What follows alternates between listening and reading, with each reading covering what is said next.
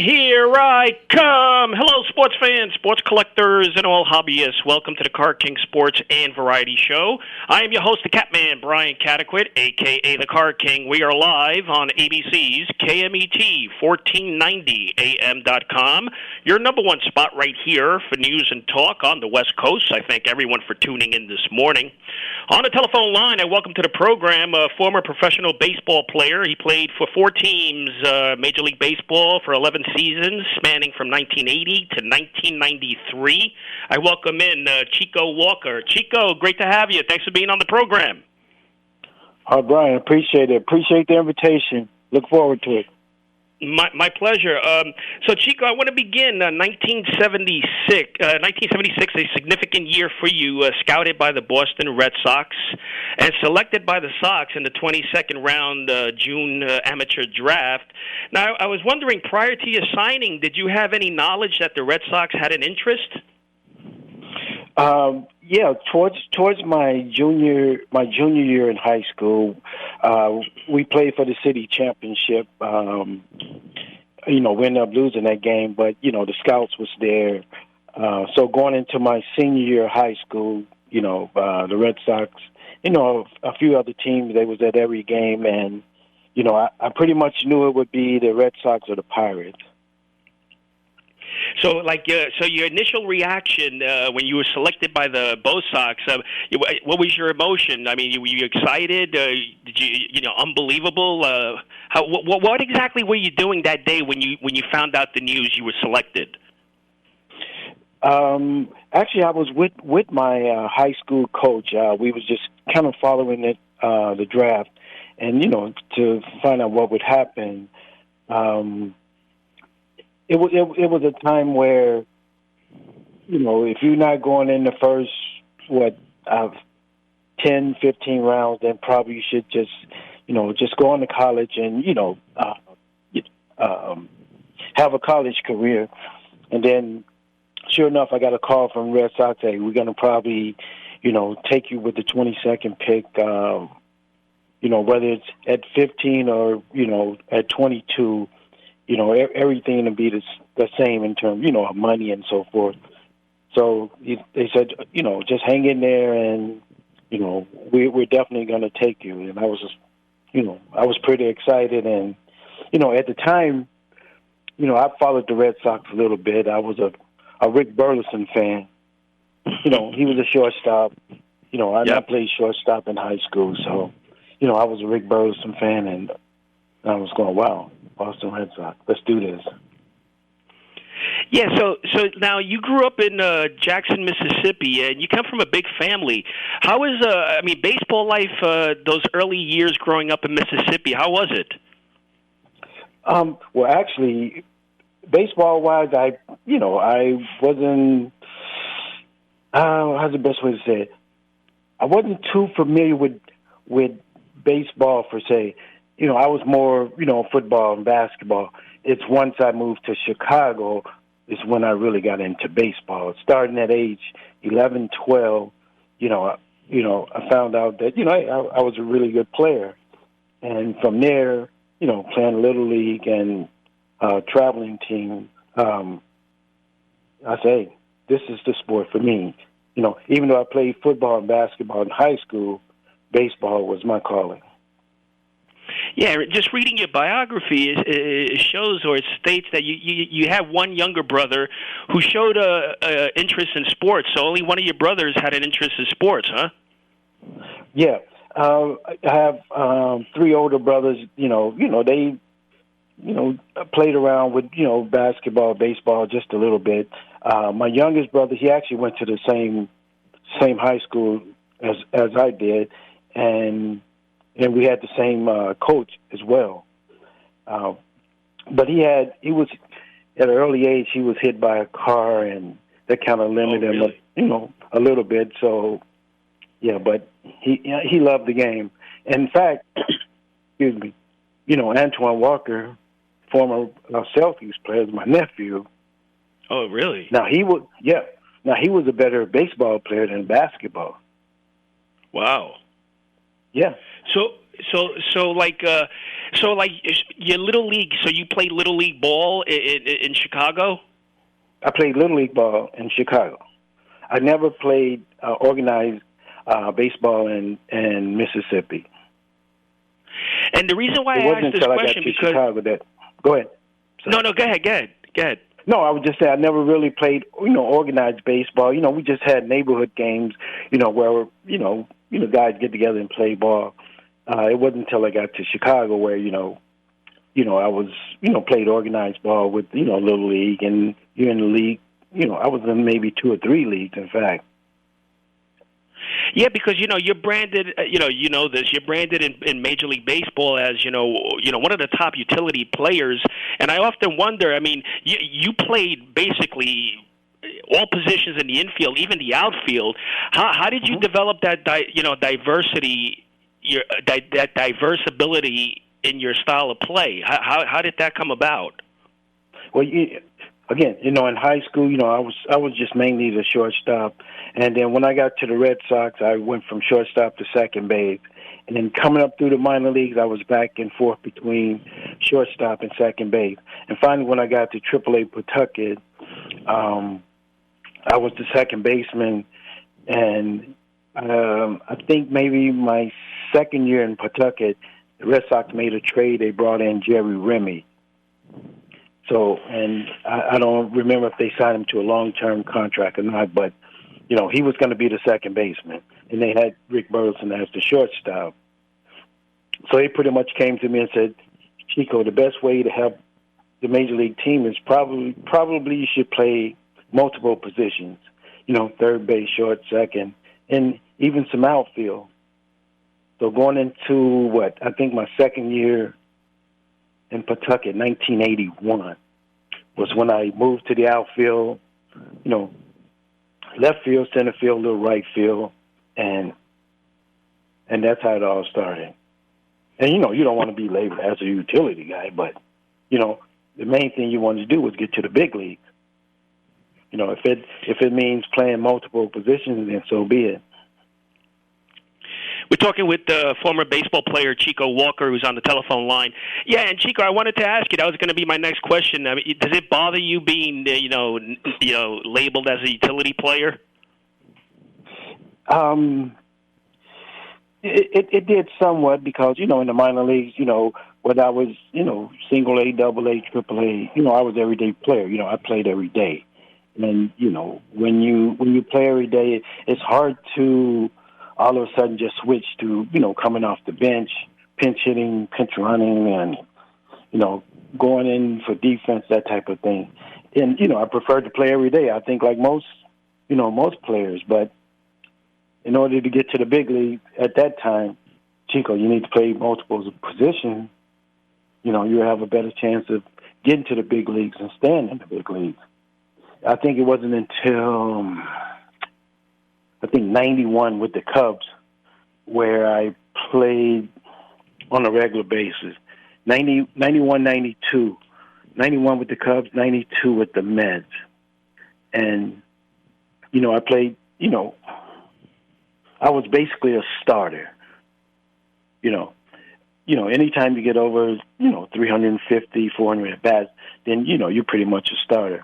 And by all means, I prefer being a starter, but at that time and at that point in my career, whatever would keep me in the big leagues, then I was open to it.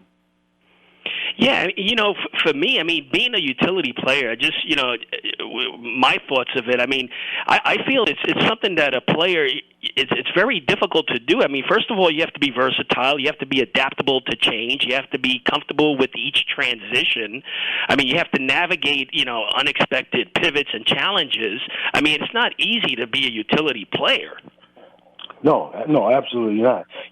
Again, you keep going back to, you want to be in the minor leagues or you want to be in the major leagues, so you're gonna have to adapt. You want to stay in the major leagues, then you're gonna have to play.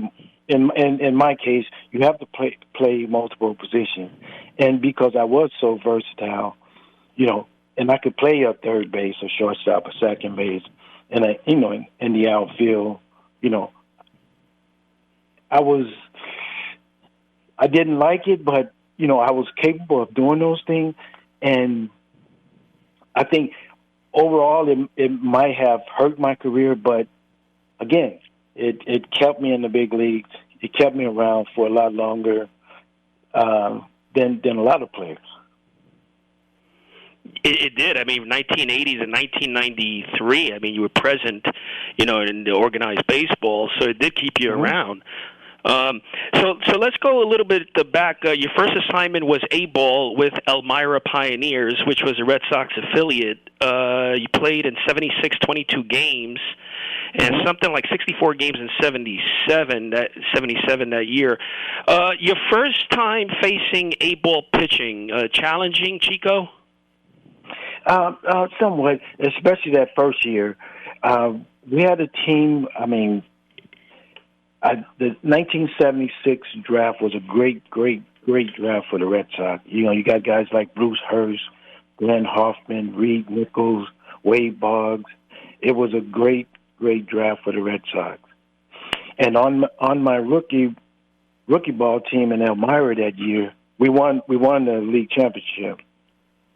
And which was unusual, we had 38 players on that team.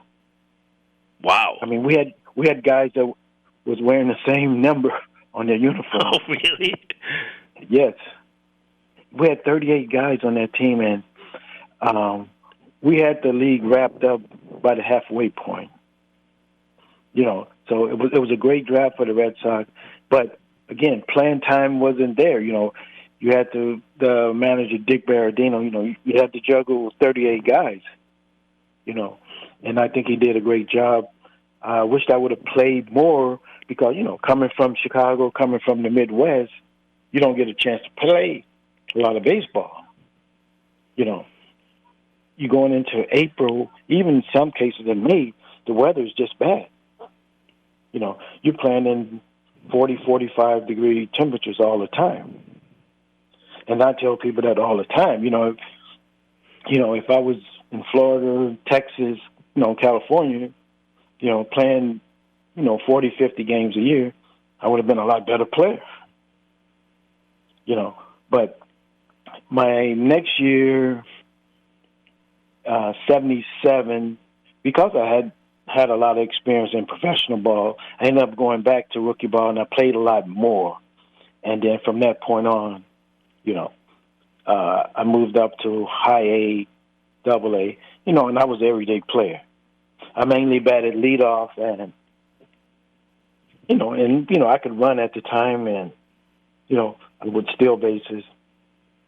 Yeah, and from there, Pawtucket, and then to the BOSOX. Yeah, and then in 78, you're playing for Winter Haven Red Sox, and you had a breakthrough year. I mean, your batting average was close to 300 that year.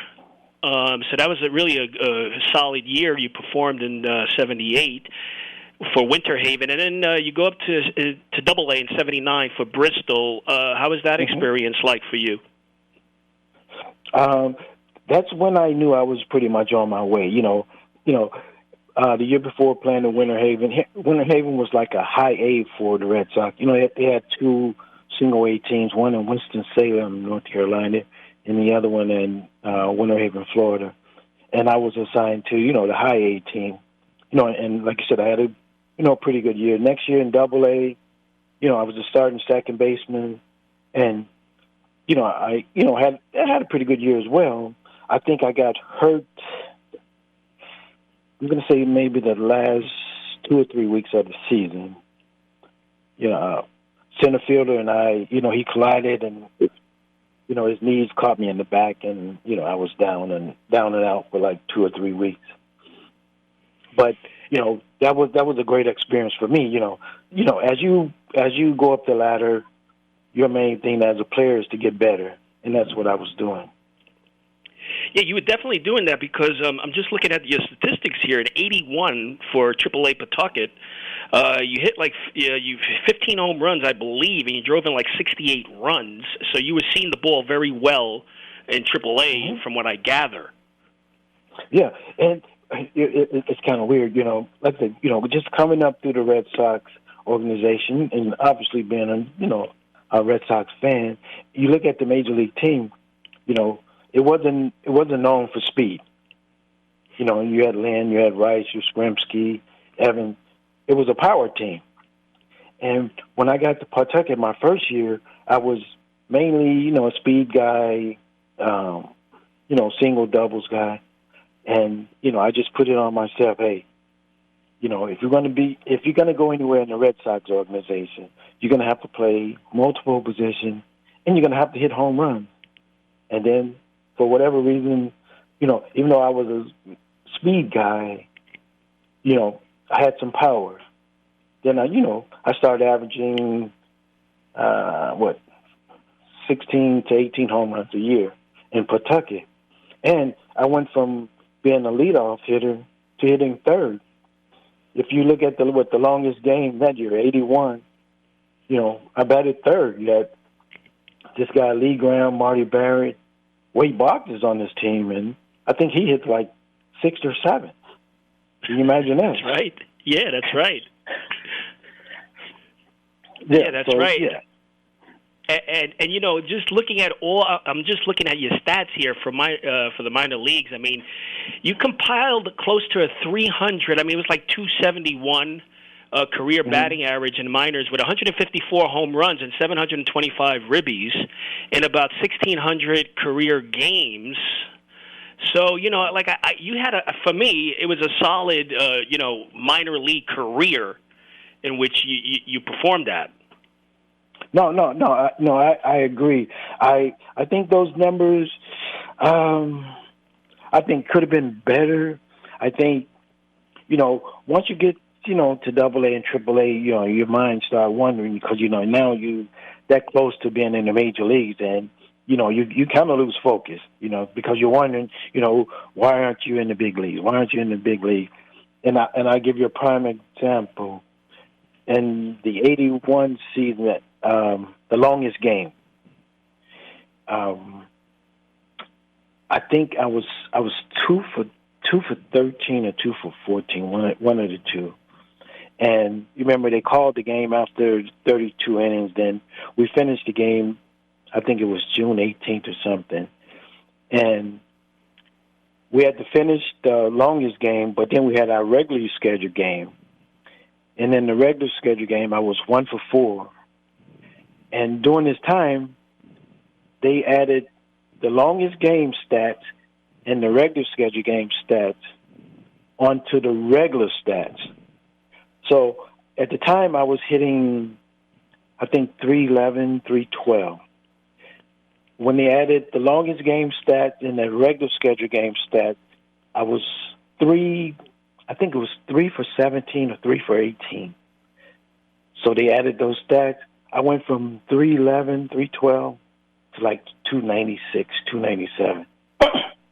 And it was, in that particular year, for whatever reason, it just went downhill. I mean, it was like, I don't know, I wasn't focused anymore. Because, if you're a 300 hitter, you're going to get to the big leagues. And, that was my focus. And it was like, oh, wow. I went from 311, 312 to 298. And I was like, oh, that hurts.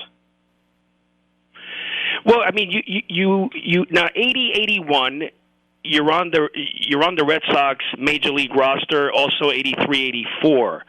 How was your first Major League Baseball debut? Talk a little bit about that. Debut, I think. Do you remember? Somewhat. I don't remember if I started. Or your first at bat, Major League at bat? My first Major League at bat was, I grounded out to second base, and I think I might have started the game. I was 0 for 3 or 0 for 4, but my first Major League hit was a home run. Was it a home run? It was a home run. Oh wow! Okay. Now the Red Sox during that time, I guess the manager was Johnny Pesky or Ralph Hawk, I believe. Well, when I got called up, the manager was Don Zimmer. Was it Don Zimmer? Okay. Don Zimmer, and he got fired, during that September call-up, and Johnny Pesky took over for Zim. And Ralph Houk came the next year in 81, I think. Yeah. Don Zimmer, I had 2 go-rounds with Don Zimmer. He was also my manager in Chicago. And I was going to ask you, because you played under a lot of managers. Okay, you played under Zimmer, Pesky. You also played under Vukovich, right, for Chicago? Yeah. And Cookie Rojas, I believe, in '88 for the Angels. With the Angels.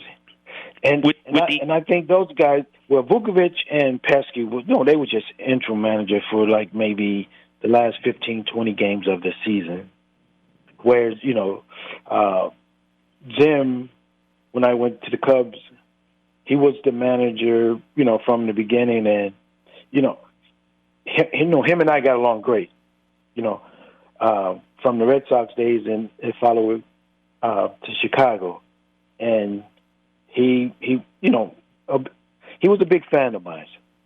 That was the reason I was on that team in '91. It's all because of Don Zimmer. I mean, obviously I could play a little bit, but Don Zimmer, he was a really good friend, and I owe a lot to him.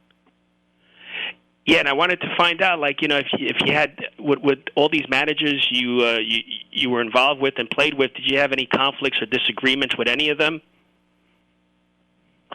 I'm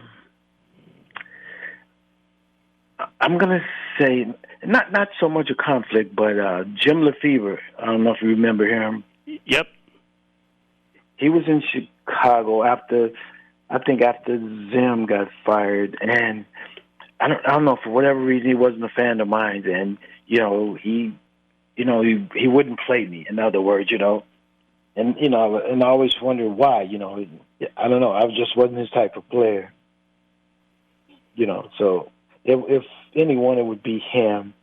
But the flip side of that, Don Zimmer, Jimmy Fry, Jeff Torborg. I got along Jeff great Torborg with the Mets, right? With the Mets. Yeah, and I'm a Met fan because I live in Connecticut and I grew up in Queens. So I wanted to ask you, how was it playing for New York? A little different. little different. When I came from the Cubs to the Mets, I think it was like, I'm gonna say early May of '92, and looking at the Mets rosters and the Cubs roster, you say, I was going to New York. You got Eddie Murray, Willie Randolph, Vince Coleman, Howard Johnson, Dwight Gooden, Brett Saberhagen. I'm thinking, all they need now is a great utility guy, right? So I get there, and lo and behold, you had more injuries. It's like every other day someone's going down. Oh, he had Bobby Bonilla as well. Right. I'm thinking, wow, this team is going to the World Series for sure. But, like I said, one day after the next, guys was going down left and right. And, you're a Mets fan, so it was downhill with all that talent. Yeah, I know. They have so much talent. But, I mean, so your career, Red Sox, Cubs, Angels, back to the Cubs in '91, '92, and then you finished with the New York Mets. Right. Exactly. So what happened in 1993? You called it quits? You just didn't want to be involved anymore? With the Mets, they brought in Dallas Green. Dallas Green as the manager. I don't know if he had anything to do with the front office, but I had him in Chicago as well, but he was the general manager with the Cubs.